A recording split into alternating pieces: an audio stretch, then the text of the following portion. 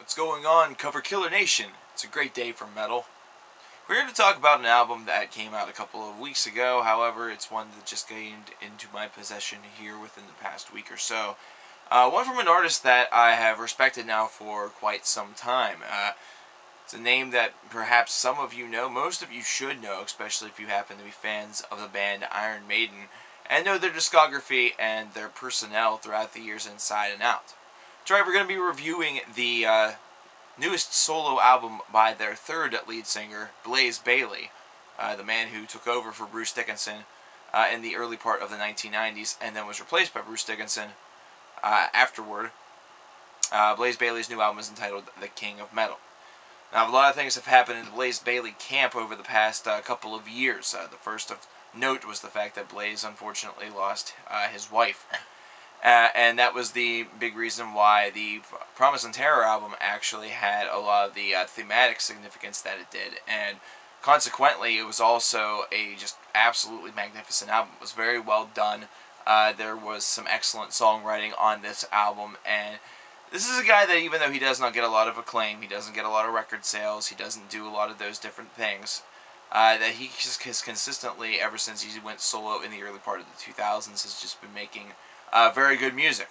The second big thing that happened throughout this course of time was the fact that his former band, prior to joining Iron Maiden, Wolfsbane, reformed. So he's been working with them as well. And here in 2012, he has released, here in the early going of March, The King of Metal. Now, The King of Metal, Blaze is considering to be his first real solo album, because the band that helped him produce albums such as Promise and Terror and The Man Who Would Not Die, the two albums that are under his the moniker of just his name, Bayley, as opposed to just Blaze, he has dismissed them. They have parted ways, so he's working on this album ideally as a solo artist with a lot of guest interaction.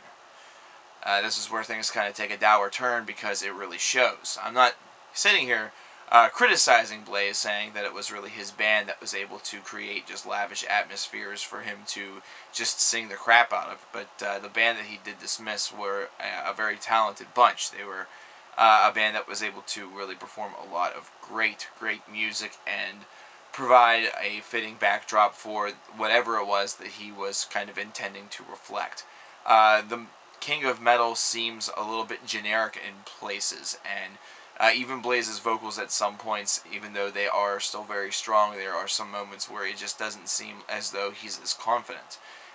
This is something where it's an album where it seems, and I definitely get the feeling, that Blaze knew that this was a savage undertaking, knew that this was going to be something that was going to be a large project, that was going to require a large amount of his time and effort. And you can definitely tell that he put his heart and soul into this. However, at the same time, the final product is just something that you've kind of heard before. It's not necessarily breaking any new ground. And this is coming from a man who has really liked this man's solo work, and even enjoyed some of his work in Iron Maiden. I've listened to some Wolfsbane material that I enjoy. You know, there's just a lot of good material that Bayley has been a part of. For me to say this about this album just feels very...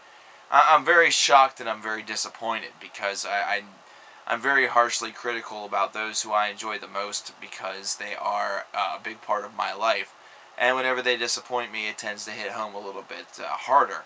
I remember getting albums such as Silicon Messiah and listening to Promise and Terror for the first time, The Man Who Would Not Die, and albums of that nature, Blood and Belief. I basically just named just about all of his solo discography and enjoying them. You know, these were albums that whenever I got them, I listened to them over and over and over again. In fact, I have memories of playing Promise and Terror in 2010 right here in this studio while playing Bejeweled Blitz on Facebook.